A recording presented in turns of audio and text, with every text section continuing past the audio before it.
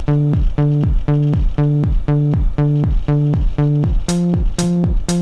we go.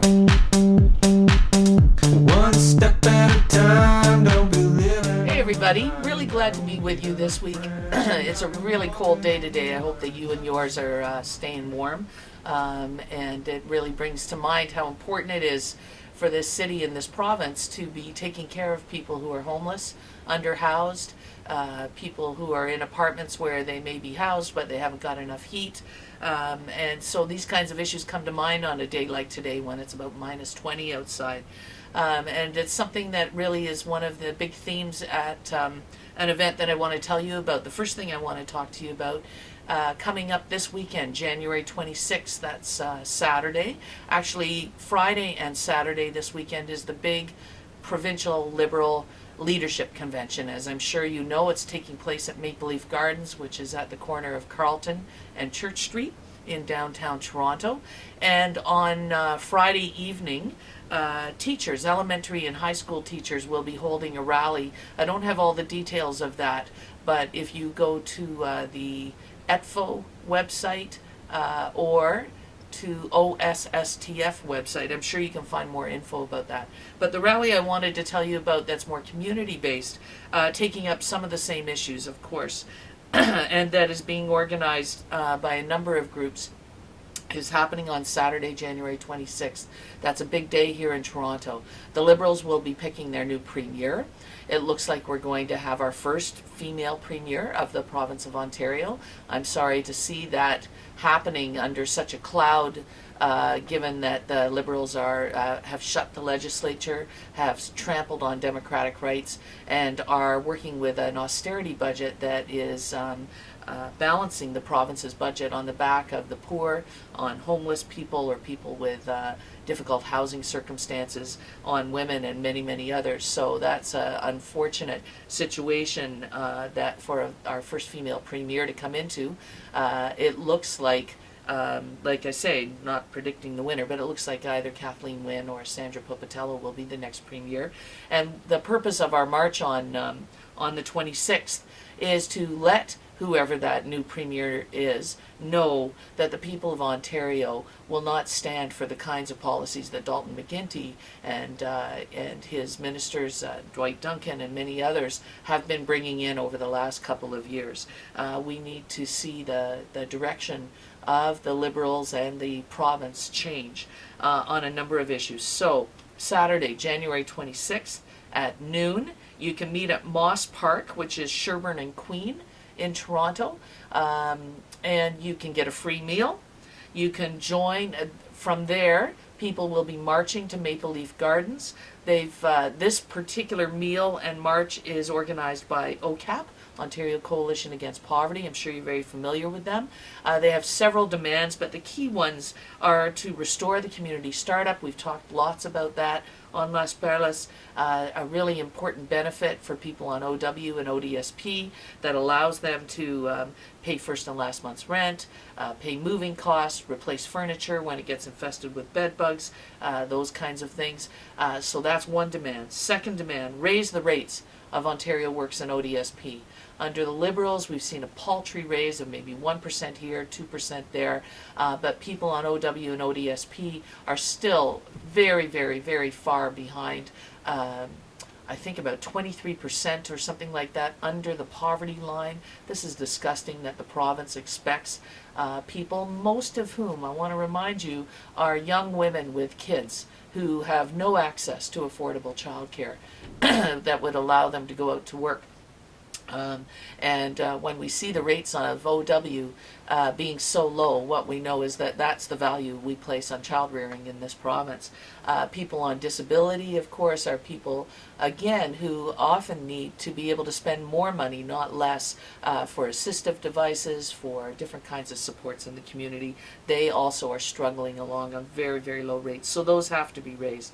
And the last demand of OCAP is affordable housing now, some kind of cogent plan over the long term to make up the lack of affordable housing in this city, in this province. So join OCAP at noon at Moss Park, which is at Sherbourne and Queen, for a community meal, a rally, and then a march over to Maple Leaf Gardens to confront the Liberals at the convention. This rally, of course, is also is joining with another big rally that's being organized by the Ontario Federation of Labour. You can find that information at www.ofl.ca. Over 100 buses coming from all over the province of labour activists, of people concerned about how the Liberal government, and we've got to say it, with the assistance of the Conservatives on the labour issues and with the assistance of the NDP on the budget stuff, they are protesting Bill 115, the austerity measures that are being visited on public sector workers. People need to understand that this dictatorial approach to bargaining, you can't even call it bargaining anymore, the actions of the Liberal government to impose contracts, again, they can't even be called contracts. It's not a contract if both sides don't agree. So this imposition on public sector workers is a very sneaky, backhanded way for the Premier to actually enact a wage freeze, because what he's done with the assistance of the Conservatives is basically said to all of the workers in Ontario that if you dare to demand any kind of input into your labor situation, into your work situation, into the conditions of your work, you are going to have those conditions imposed on you. And this sends a chill on every worker across Ontario. I know lots of people don't have a lot of control over their contract situations, on their wages, etc. And so a lot of people may look at teachers and public sector workers and kind of say, well, join the rest of us. But the fact is that any benefits we have in this society, weekend, 40-hour work week, mandatory pay for overtime, any kind of maternity leave and paternity leave. All of these things have been won by labor unions. They've been won by labor unions first, and then they spread to the rest of the populace. And if we lose the ability of people in organized labor to bargain collectively for their contracts, we're going to see wages come down right across the province. So this is something that we need to all be concerned about. Again, that rally starts at 1 p.m. on Saturday. Going to be thousands and thousands of people there. I really encourage you to come out, even no matter what the weather is. Make sure you come out. And they are also meeting at Allen Gardens, but they'll be at a different part of Allen Gardens. And then we're all going to go over to Maple Leaf Gardens, which is a short walk away, together, to let the Liberals know that we're not going to stand for this kind of stuff. We want them to get back to work no matter who their Premier is. We want them to work together with the other parties for a progressive Ontario, for wages, benefits, housing, social assistance rates, going to throw in childcare there, affordable childcare, and other kinds of supports that the people of this province need to live with dignity and live good lives.